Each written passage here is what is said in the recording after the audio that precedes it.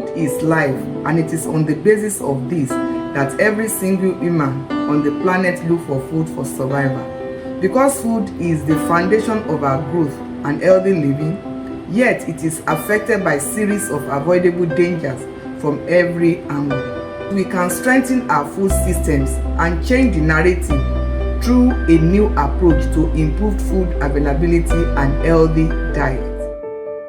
Welcome to Urban Family Farming, where we explore the exciting world of urban farming.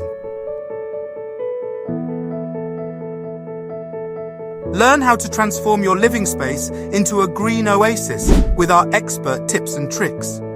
Join us on a journey towards sustainable living and discover the joy of growing your own food in the heart of the city.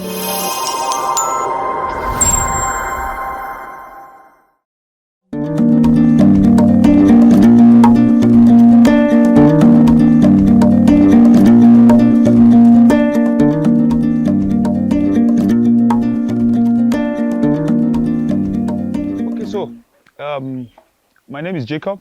The question still remains, if I want to grow a garden in my house, I want to grow a garden in my little garden, back of my house, whatever. The question is actually, how do I get the right seed? Please listen to this.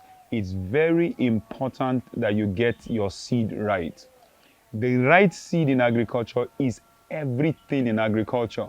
It's like somebody building a house and he gets the foundation wrong. If you get the foundation wrong, I can assure you that you will one day wake up and your building will be over your house, over your head. So please make sure that you get the seed right, because if you get the seed right, I can guarantee that if you get the seed right, you will have gotten 50% right whatever you need to do, okay, in your garden. So the question now is, how do I get the right seed?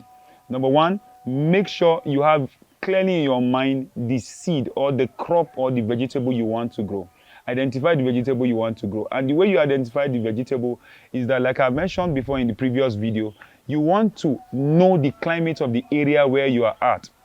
Please note this. There are certain crops that will never do well in certain areas. I give you an example of a research we did in Kano. The research revealed that ginger cannot grow in Kano.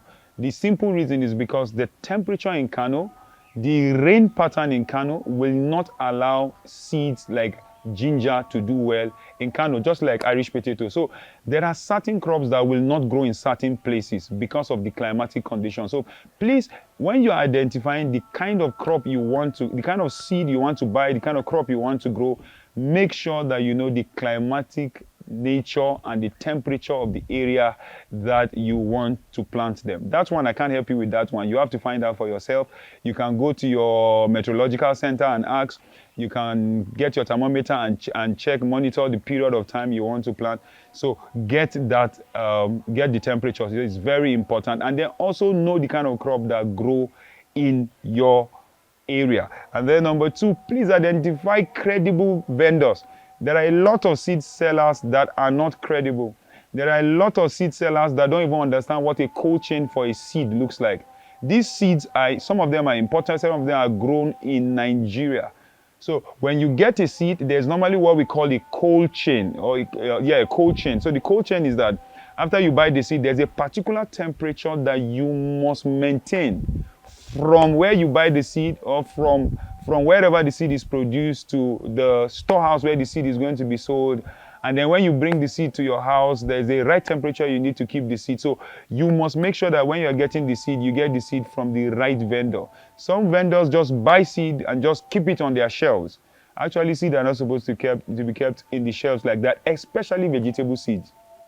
But if you are doing crops, maybe like maize, like sorghum, all of that, you know, the preservative protocol for that is different.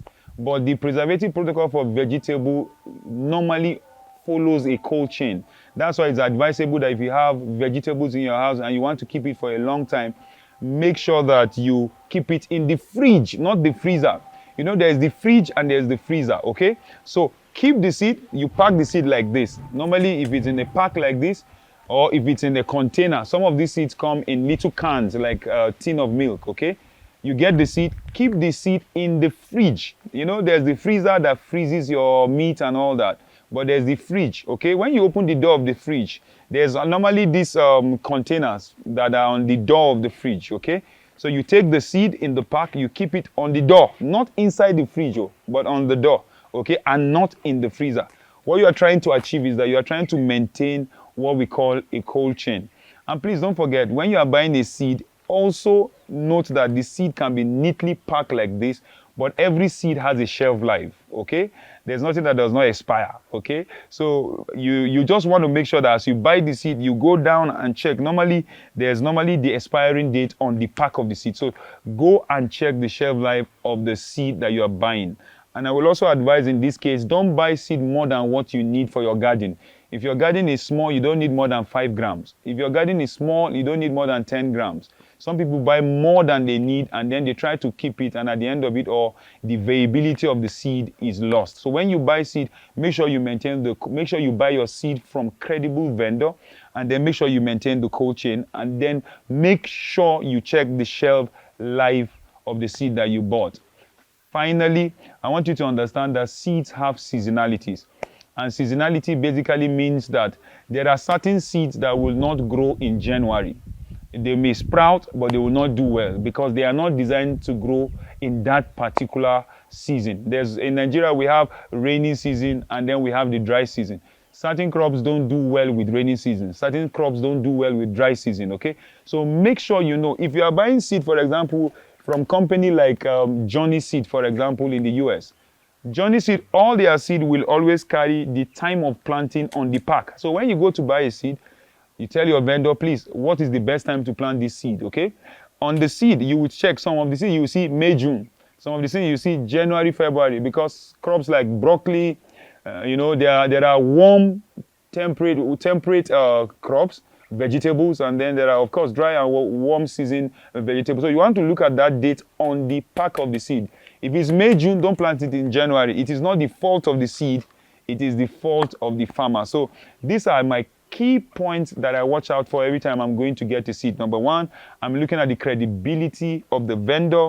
Number two, I'm looking at the shelf life of the seed. Number three, I'm looking at the cold chain of the vendor I'm buying from and the cold chain I will maintain when I bring the seed to the house. And then number three, I'm looking at the seasonality. Is it the right time for me to plant that particular seed? I believe with these 5 points, you'll be good in choosing your seed for your vegetable and for your garden. Yeah.